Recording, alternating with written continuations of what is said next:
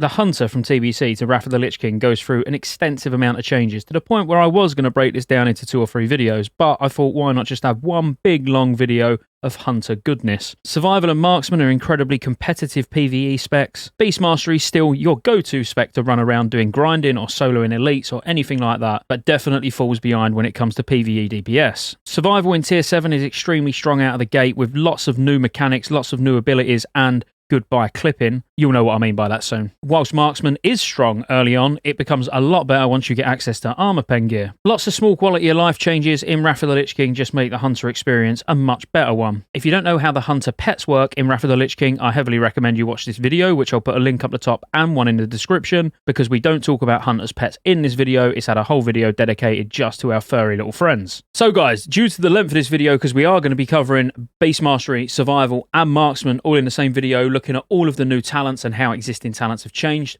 all of the glyphs, which we're just going to glance over, not talk about in too much detail, but it'll give you an idea of how you can change some of your abilities or get benefits just from glyphs in general. We're going to go over those as well. First of all, we're going to break down all the major changes to the class. So nothing to do with abilities that come from talents or how talents affect certain abilities. We're just looking at the raw changes from TBC to Wrath and everything you need to know. But first, you know what I'm going to do? I need to thank you guys, don't I? Before we get any further, just want to say a quick thank you to all you guys who have either joined as Patreons, because there are patrons now, so thank you guys, and to everybody in the scrolling banner below who has joined the channel as a member. More on how you can support the channel at the end of the video. With that out of the way, let's go. So I mentioned it in the intro, but clipping is no longer a thing. Even if you're mid-cast through your steady shot, auto shot will continue to fire, so you don't need to worry about missing out on auto shots or worrying about a weapon swing timer. This is probably the most noticeable and substantial change to the Hunter class, and I think it's the first thing you're going to notice when the Wrath of the Lich King pre-patch hits. Hunter aspects are now off the global cooldown. They still share a 1-second cooldown between aspects, but it no longer affects any other abilities. Beast training no longer exists. As I said, I'd recommend you watch the Hunter pet video I've done recently, but all pets now just learn skills as they level, and they get new ranks automatically as they gain the level relevant to the rank. All pet families now have one unique ability, and new abilities have been added to families such as bears and spore bats. Stable masters can now accommodate 2 additional pets, and you can call those pets from anywhere with a new ability called Call Stabled Pet. All types of gun and bow ammunition now stack to 1,000, and all quivers and ammo pouches no longer provide the 15% haste or up to 15% haste depending on the level of the quiver. Instead, you now get 15% ranged haste built in to your auto shot. Aspect of the pack is now raid wide, and the radius is increased from 30 to 40 yards. A minor one for Frost Trap, but if the target who triggered Frost Trap is immune to its effect, the Frost Trap area of effect will no longer be triggered. It now reduces speed by 50% as well, previously 60%. Pets also now inherit more spell hit from the Hunter. Pets with magic attacks should not require a player to stack additional hit compared to pets with physical attacks. Viper Sting has also been redesigned, much like mana burns, mana drains, anything that removes mana from the target and back to you in general. So it now stings the target, draining 4% mana over 8 seconds, up to a maximum of 8% of the caster's maximum mana, and energizes the Hunter equal to 300% of the amount drained. And only 1 sting per Hunter can be active on any one target. A minor one, but if you're leveling a Hunter, aspect of the cheater can now be learned at level 16. Traps now have a separate 30-second cooldown based on their category. There's 3 categories, being Fire, which is Immolation Trap, Explosive Trap, and Black Arrow. Frost, which is Freezing Trap and Frost Trap. And Nature, which is Snake Trap. A Hunter can have 1 of each trap down from each category at the same time. So Misdirection has now been redesigned, where the current party or raid member targeted by your Misdirection will receive the threat caused by your next damage and attack, and all actions taken for 4 seconds afterwards. This brings it much more in line with Tricks of the Trade. Aspect of the Beast now increases melee attack power by 10% of both the Hunter and the pet. You still keep the extremely useful ability of being untrackable. That's lucky.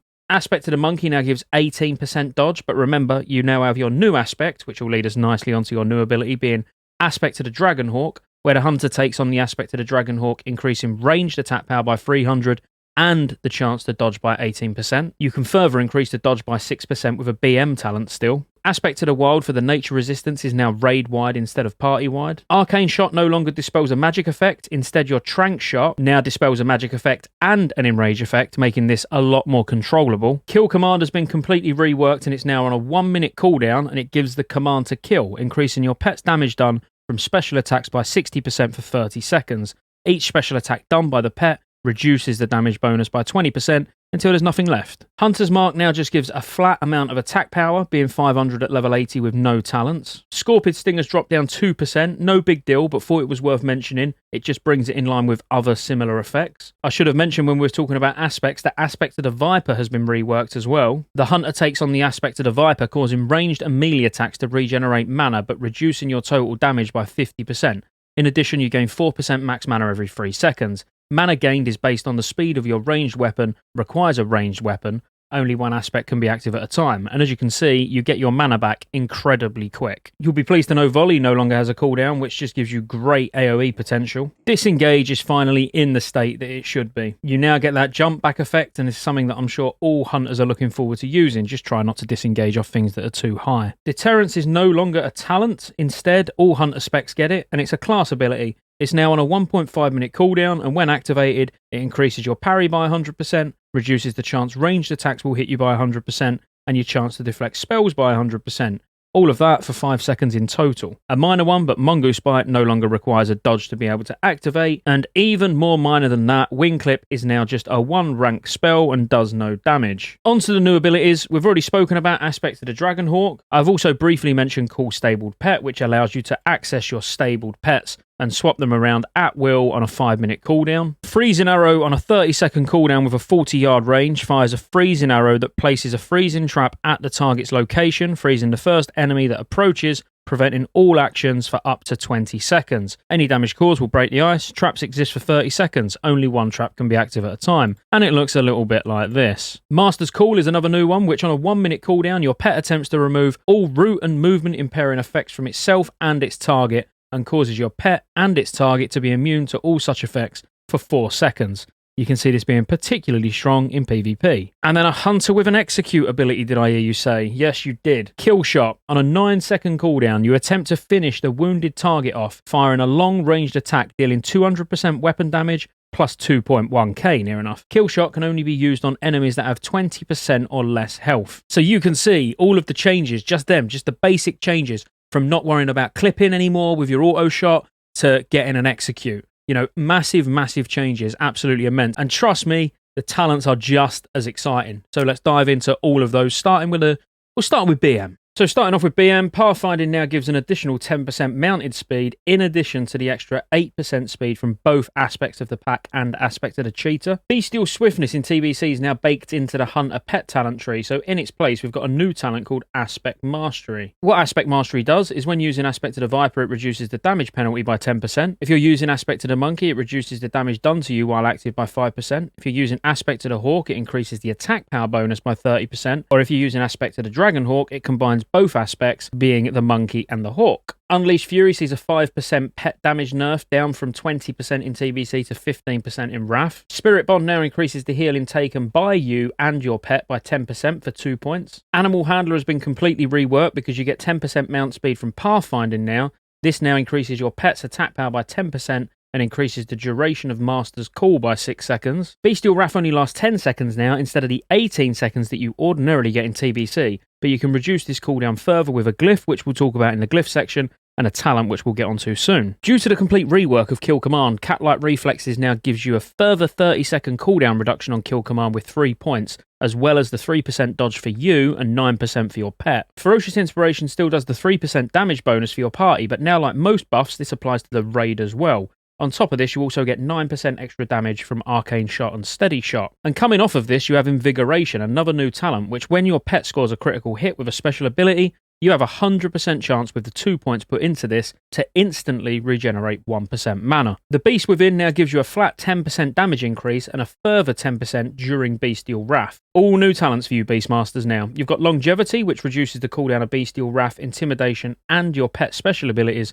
by 30%. Which without a glyph, this brings your Bestial Wrath down to 1.4 minutes. Cobra Strikes give you a 60% chance when you critically hit with Arcane Shot, Steady Shot, or Kill Shot to cause your pet's next 2 special attacks to critically hit. For 5 points, Kindred Spirits increases your pet's damage by 20% and you and your pet's movement speed by 10% while your pet is active, this does not stack with any other movement speed increasing effects. And then finally we've got Beast Mastery, which not only does it give your pet skill points an additional 4 to spend, you also can tame great things like these spirit beasts. So basically this is what you need to be able to train exotic beasts like devil saws, worms, rhinos, and of course, the spirit beasts. Onto the Marksman talents now. So improved concussive shot is down to only 2 points, but now increases the daze effect rather than giving you a chance to stun. Focused aim is a new talent which reduces the pushback suffered from damaging attacks while casting steady shot by 70%. Not only that, but it also increases your hit by 3%. Careful aim has moved way up in the tree from the TBC talent tree and been buffed considerably.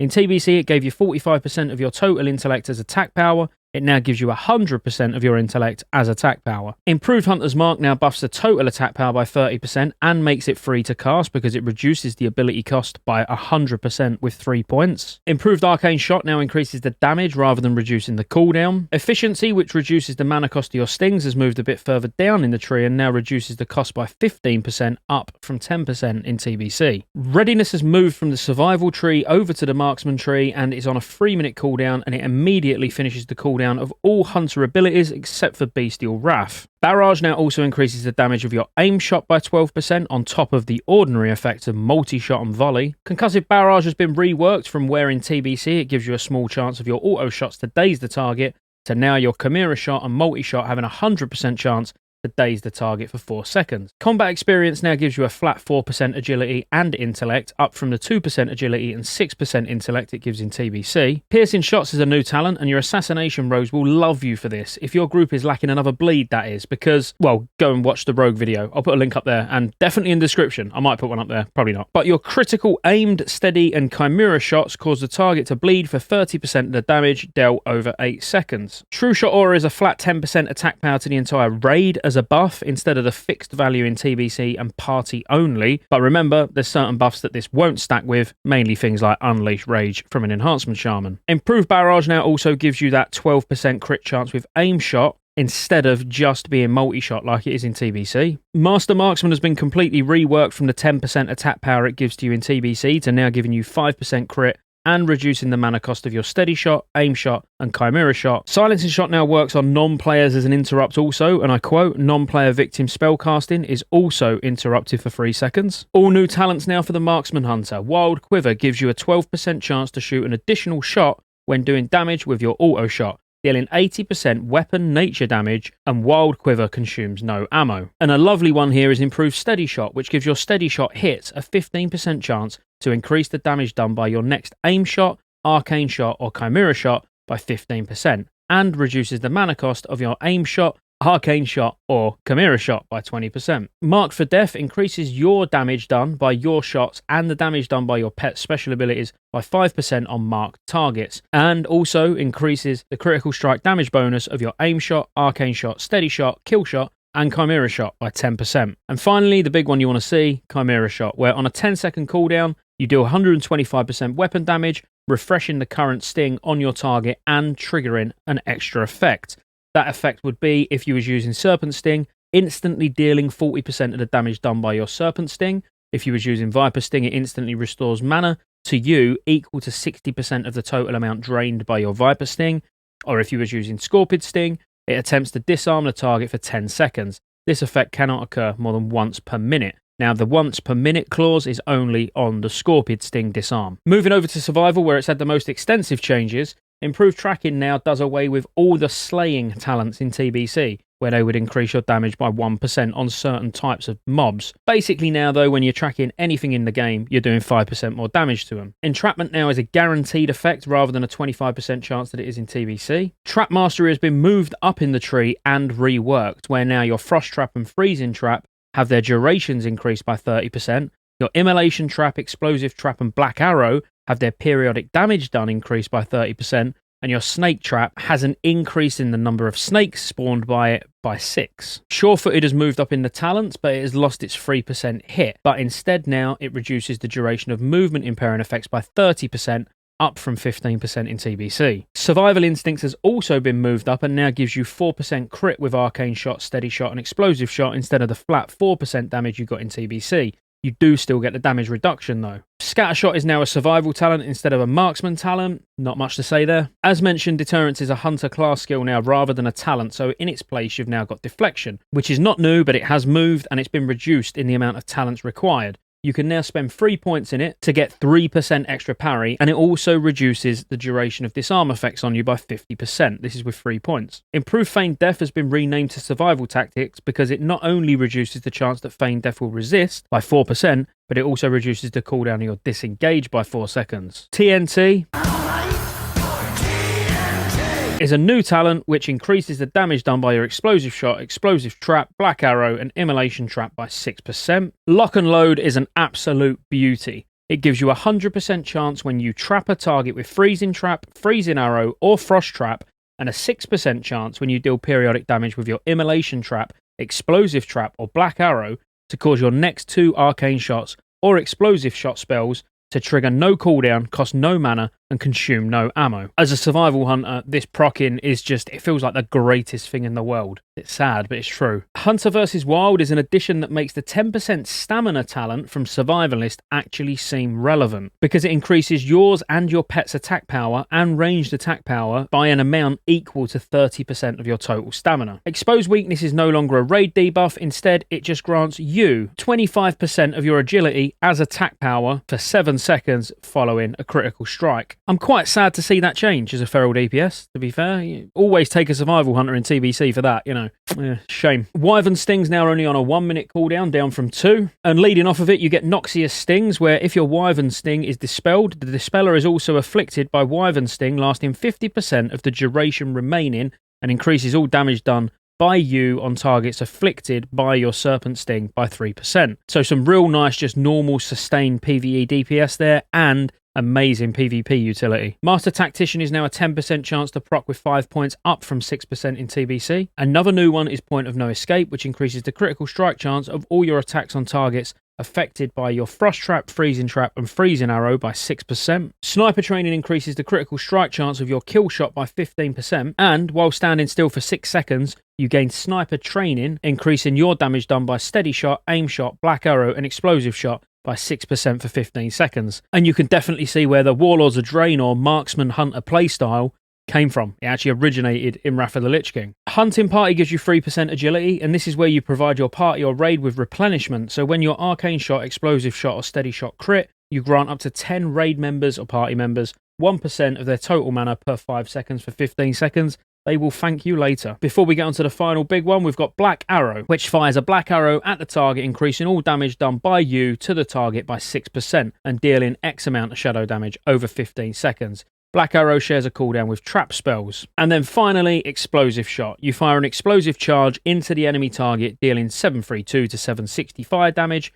The charge will blast the target every second for an additional 2 seconds. This is where you'll go from worrying about auto shots clipping, no more clipping of auto shots like we've said, but now you don't want to be clipping your explosive shot. When you've got your lock and blow proc, you don't want to just spam it because you're going to be losing out on valuable damage. So as a whole, the talent trees are looking pretty good in Wrath of the Lich King. Plenty of changes across all 3 specs, lots of new abilities, lots of changes to existing abilities. Now finally, let's have a look at the glyphs. So before we go on to the glyphs, I just want to say thank you if you've stuck around for this long. Be sure to like and subscribe for lots more Wrath of the Lich King content. Ordinarily, I'd bring 1 glyph up at a time if I was doing a single spec video. Because we're looking at all 3 specs all in one go, I'm just going to go through every glyph that's useful to one of the 3 specs. If I don't consider it useful, it won't be covered. So we're just going to look at Atlas loot in game, scan through all the glyphs so you get an idea of what you're going to get. So let's have a look at the glyphs. We'll start with the minor glyphs because there's not many of them, but you get Glyph of Feigned Death, which reduces the cooldown of your Feigned Death spell by 5 seconds. You get Glyph of Mend Pet, which your Mend Pet spell increases your pet's happiness slightly. This seems like one that you just wouldn't play without. You got Glyph of Possessed Strength, which increases the damage your pet inflicts while you're using Eyes of the Beast by 50%. Glyph of Revive Pet, which reduces the pushback suffered from your damage and attacks